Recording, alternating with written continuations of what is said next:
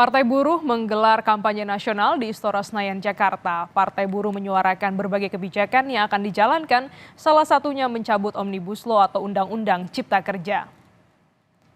Massa yang berasal dari 11 organisasi pendiri Partai Buruh memeriahkan kampanye nasional ini. Dalam kampanye ini, Partai Buruh kembali ingin memperkenalkan visi misinya, dan dengan visi misi Indonesia Sejahtera, Partai Buruh menyuarakan kenaikan upah 15%, penghapusan outsourcing, BPJS gratis hingga jaminan sosial. Sementara untuk Pilpres, Partai Buruh belum menentukan pasangan calon yang akan didukungnya. Partai Buruh juga optimistis akan masuk parlemen. Untuk mengetahui informasi terkini, kita bergabung dengan jurnalis Kompas TV, Leo Taufik di Istora Senayan. Selamat siang, Leo. Bagaimana situasi kampanye siang ini?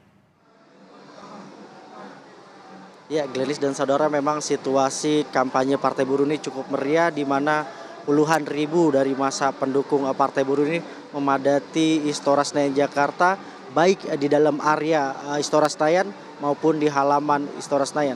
Salah satu yang disuarakan kalau saya melihat dari banner yang beredar ini adalah pencabutan Omnibus Law ataupun Undang-Undang Cipta Kerja. Dan untuk lebih lengkapnya saya telah bersama Presiden Partai Buruh yaitu Said Iqbal. Selamat siang Pak Iqbal. Selamat siang. Ya, Pak, untuk saat ini apa yang ingin disuarakan Partai Buruh dalam kampanye nasional ini, Pak?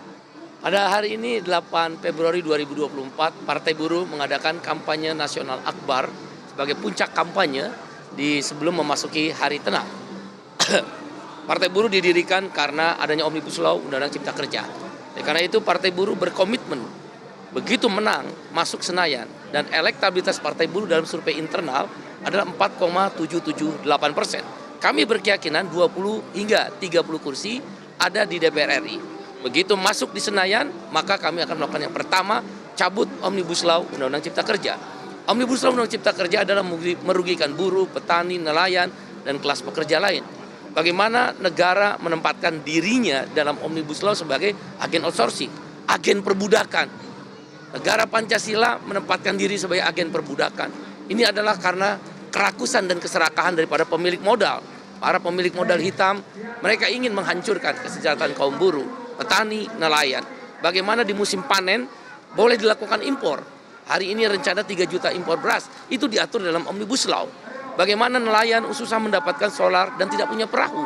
Bagaimana guru dan tenaga honorer hanya dijanji-janjikan untuk diangkat tapi tidak pernah diangkat. Bagaimana kemudian orang dikontrak seumur hidup, naik upah seharga toilet Rp2.000 per hari.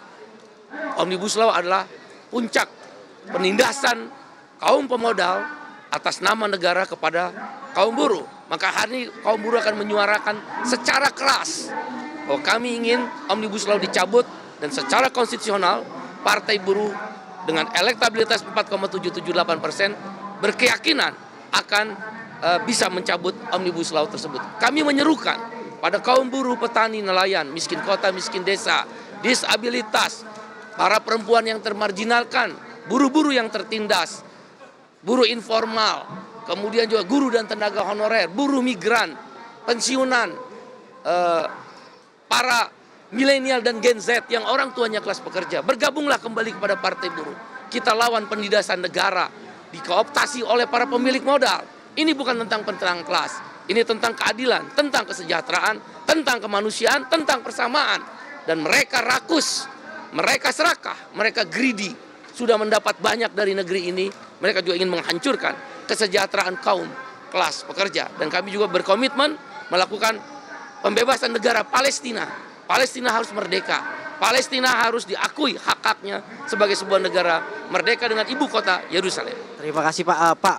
Untuk dari sekian banyak atau sekian lama masa kampanye ini, apakah Partai Buruh optimis untuk lolos parlemen pada pemilu kali ini, Pak? Partai Buruh berkeyakinan lolos dalam parlemen, yaitu hasil survei internal. Buruh ditanya, buruh, kamu milih Partai Buruh nggak? Bukan survei-survei yang umum, survei umum itu kan rakyat. Terus kita tanya lagi buruh yang berserikat. Buruh yang berserikat kan anggota serikat buruh. 4 konfederasi serikat buruh terbesar ada di sini. KSPI, KSPSI Andigani, KPBI, KSBSI. 60 federasi serikat pekerja tingkat nasional dan juga Serikat Petani Indonesia. Mereka ditanya, mereka jawab 4,778% buruh-buruh yang berserikat itu elektabilitas Partai Buruh lolos tembus ke Senayan. Terima kasih Pak Iqbal untuk waktunya. Silakan melanjutkan kampanye nasional untuk Partai Buruh ini. Memang hingga saat ini Partai Buruh ini fokus untuk di Pileg. Sementara untuk Pilpres ini Partai Buruh belum menentukan paslon mana yang akan diusungnya. Kembali ke studio Glenis. Baik, terima kasih jurnalis Kompas TV Leo Taufik langsung dari Istora Jakarta.